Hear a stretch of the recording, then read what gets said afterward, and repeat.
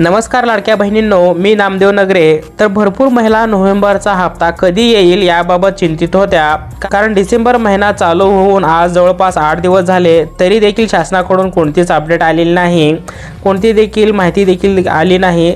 त्याबाबत काही महिला चिंतित होत्या. तर लाडक्या बहिणीचा हप्ता मिळणार किंवा नाही, तर याबाबत शासनाकडून महत्त्वाचा अपडेट आलेला आहे. चिंतित राहण्याची काही बाब नाही. GR देखील निर्गमित झालेला आहे. तर या GR मध्ये किती निधी मंजूर झालेली आहे आणि हा निधी कधीपर्यंत लाडक्या बहिणीच्या बँक अकाउंट खात्यामध्ये जमा होणार आहे, हे सविस्तर माहिती मी या व्हिडिओमध्ये तुम्हाला सांगणार आहे. तत्पूर्वी आपण या चॅनलवरती पहिल्यांदा आला असेल तर चॅनलला सबस्क्राईब करून ठेवा. अशाच महत्त्वाच्या व्हिडिओ तुमच्यापर्यंत पोहोचत राहतील.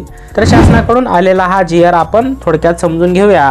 तर या ठिकाणी पहा महिलांनो, मुख्यमंत्री माझी लाडकी बहीण या योजनेसाठी सन 2025 ते 26 या आर्थिक वर्षामध्ये निधी वितरित करण्याबाबत शासनाने हा GR निर्गमित केलेला आहे.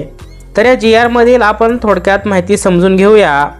तर यामध्ये पहा, मुख्यमंत्री माझी लाडकी बहीण योजनेसाठी अनुसूचित जाती घटकाकरिता सन 2025 ते 2026 या आर्थिक वर्षात सामाजिक सुरक्षा कल्याण, समाज कल्याण, अनुसूचित जातीसाठी तसेच विशेष घटक योजना यासाठी मुख्यमंत्री माझी लाडकी बहीण या योजनेसाठी शासनाकडून 3,960 कोटी इतका नियतव्यय मंजूर आहे. तर यातून लाडक्या बहिणीसाठी मंजूर झालेली रक्कम पहा, वित्त विभागाच्या संदर्भाधीन सन 2025 ते 2026 या आर्थिक वर्षाकरिता निधी वितरणाची कार्यप्रणाली ठरवून दिलेली आहे. त्यानुसार वित्त विभागाने दिलेल्या मान्यतेनुसार मुख्यमंत्री माझी लाडकी बहीण या योजनेमधील पात्र महिला लाभार्थ्यांना नोव्हेंबर महिन्याचा हप्ता हे अदा करण्यासाठी शासनाने या लेखा शीर्षकाखाली जवळपास 263.45 कोटी इतक्या निधी प्रशासनाने येथे मंजुरी दिलेली आहे.